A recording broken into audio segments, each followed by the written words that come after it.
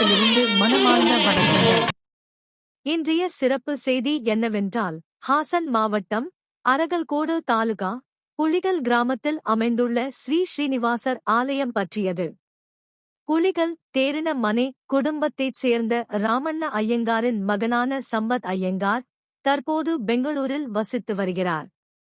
அவர் ஆலயத்தின் பின்புறம் உள்ள ஒரு வீட்டை 8 லட்சம் ரூபாய்க்கு வாங்கி அந்த வீட்டை ஆலயத்திற்கு அர்ப்பணித்துள்ளார்.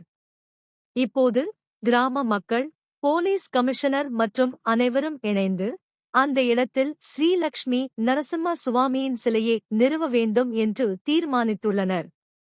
இந்த புனித முயற்சிக்கு ஆலயத்தில் செலவுகள் தேவைப்படுகிறது.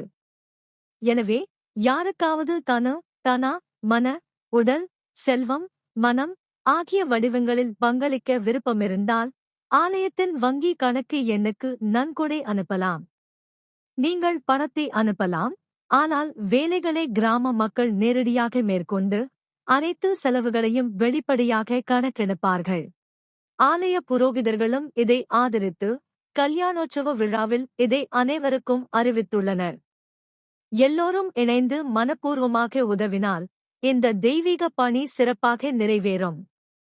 ஏனெனில் பழமொழி சொல்லும், துளி துளியாக கூடி குளம் ஆகும், தானி தானியாக கூடி களஞ்சியம் ஆகும். அன்புள்ள பார்வையாளர்களுக்கு வணக்கம். இந்த வீடியோவை நாங்கள் நாடு மற்றும் வெளிநாடுகளில் உள்ள அனைவருக்கும் சேரும் வகையில் வெளியிட்டுள்ளோம்.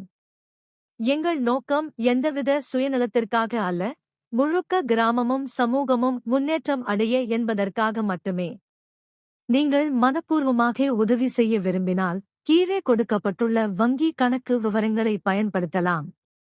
தயவு செய்து இந்த வீடியோவை அனைவருக்கும் பகிர்ந்து கொள்ளுங்கள். ஒவ்வொருவரின் வீடு வீடாகச் சென்று சொல்ல இயலாததால் இந்த வழியாக தெரிவிக்கிறோம்.